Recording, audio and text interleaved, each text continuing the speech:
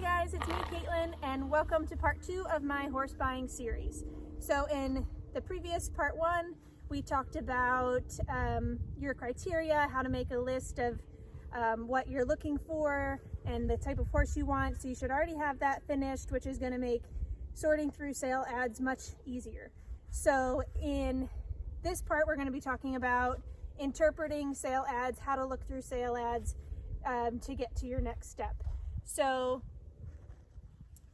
for the sake of confusion, we're going to be talking about horses for like the average person. We're not talking about show horses. We're not talking about a certain discipline. We're just kind of talking about the average horse that's, average rider, somebody who's looking for a safe horse, maybe do some trail riding, some local shows here and there, just kind of a nice all-around type horse. Obviously, I'm trying to keep this as simple as possible, so just bear with me on that part. So when I start looking through sale ads, I try to obviously make sure that your main criteria is a match, like age, height, breed sometimes, and sometimes discipline. So that's usually my first step. And the next step, once they kind of pass all of those, then I start reading a little bit more into the horse. So I don't look too much into these sale ads because obviously the person is trying to sell you something. So they're going to put all good things about the horse and try to sell it to you. So every once in a while you will find a super honest person that is going to put the horse's, we'll say, negatives in the sale ad, which I can really get behind and appreciate, but not everyone does that.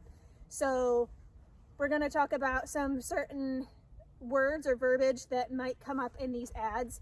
That is something that I sometimes will steer away from. So that might be, again, we're talking about the average person here. So athletic is a big one, something forward, and sometimes something that has more whoa than go, because sometimes a horse that's super lazy and a beginner type rider isn't going to be a good match because they're going to be constantly having to ask the horse to go forward. So forward and too slow we can go to both extremes on that. So quirky is a big one that I want to watch out for.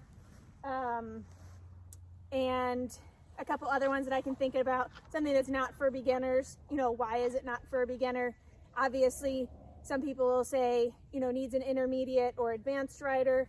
If you're a super beginner rider, I would say no go. Sometimes you'll hear people say that it needs to be guided. And then that is a nice way of saying that the horse is pretty much just going to take you wherever it wants to go. Sometimes, lesson horses that have been in a program for a while that have been used to having kids on them that kind of just let them do whatever they want. That in my mind is a horse that needs to be guided. I don't look too much into ads that say the horse is bomb proof or any of that stuff. I don't truly believe they're bomb proof horses at all. Anything can happen. And then things that I also look for is something when people have a younger horse, a 2 or 3 year old, and say that it's super broke. That to me isn't even really possible. You can have some really nice, quiet 2-year-olds for sure, but the fact that it's super broke, does that mean that it's had the wheels ridden off of it, since it was a fresh 2-year-old? Or, it just gives me a little bit of red flags. And in the same sense, I've also seen some 20-year-old horses that aren't broke at all. So again, that can go kind of both extremes, and I'm not saying that you should turn down a really nice younger horse, but again, we're going to try to read between the lines on a lot of this, a lot of these sale ads. So those are just some things that stand out to me. But like I said, if the horse matches my main criteria and it doesn't have any huge red flags in the ad, then I will look further into it. Okay, so So once I find a couple ads that I'm happy with and I, want to look more into, then I will take the time to go ahead and message the seller, contact the seller to look for some more information. So my next step is usually to ask for videos if there isn't already one in the ad. And then if the horse is registered, I usually ask to see their registration papers, and then I can do some more research on that. So once you get the registration papers, if the horse has a show record or the seller says that they have a show record, then I'll look the horse up through, AQHA, APHA, whatever, and just compare what the seller says compared to what is on the actual record. Now this is only the case if the horse has been to breed shows. Obviously you probably won't be able to find records of like local show series. You kind of have to take that, as the seller says it. But then I will also look into the horse's, bloodlines. So I'll just do some quick research on the stallion and the mare and just see, what those horses were used for. Do they have a show record? And then I'll also look into to see if, especially the quarter horses and the stock type horses, if they've been 5-panel tested. That would be for like HYPP, PSSM, that kind of stuff. That's all good information to have if you have a breed that can carry those diseases. That's something I look into first, and I'll also ask the seller about that as well. Then for videos, so a lot of times you'll see videos and they're kind of chopped up and the horse is, they don't show many transitions. So you don't see the transition from a trot to a canter or a walk to a canter. So in my preference, I would much rather see one long video of the horse, walk, trot, canter, seeing the transition, seeing how they move. Now you don't always get that lucky, but in my personal preference, that's usually what I prefer. And then when I'm watching the video, again, we're taking, most any rider can make a horse look good, and obviously they aren't going to show you a video of the horse being naughty. So again, we're taking these videos with a grain of salt, and there are certain things that I'll look for, lameness being one of them. For, in my case, I have a pretty well trained eye for lameness. If you don't, then have somebody look at the video before you take the time to make the appointment to go look at the horse. Obviously make sure the horse is sound in the video. If the horse is lame, I don't even give it a second thought. And then if the seller doesn't have a video, ask for one. And if they give you a bunch of excuses as to why they can't make you one, then move on. To me, without seeing a quick video of the horse and then wasting your time to go look at it, unless it's super local, I don't even waste my time. It's not that hard to make a video, and some sellers will make every excuse in the book not to have one, which to me is a red flag. So again, those are the things I look for. And then I also want to see, if you're specifically buying the horse for a kid, I want to see a kid riding the horse in the video. If you're buying the horse to do trails, I want to see it out on the trails or doing some sort of trail obstacle in the video. If the seller says that the horse can do it, then I want to see it. Now this is something also that you can ask for when you go to see the horse in person, which we're going to get into in a different part of this series. But just for the sake of this video, I would prefer to see everything that the horse can do. Again, that's not always the case, but that's my preference. So then once you get your video, then I might, and it kind of passes all this criteria and it's something that I want, again, to look more into. There are certain questions that I will go ahead and ask the seller to try to learn some more information about the horse. Okay, so the horse has passed, your criteria for the video. It seems sound, all the things. Then I'm going to go ahead and message the seller and ask them a couple questions. So I'm going to give you a list of my top 4 questions that I usually ask the seller, again, before I proceed and go ahead and, schedule an appointment to see the horse.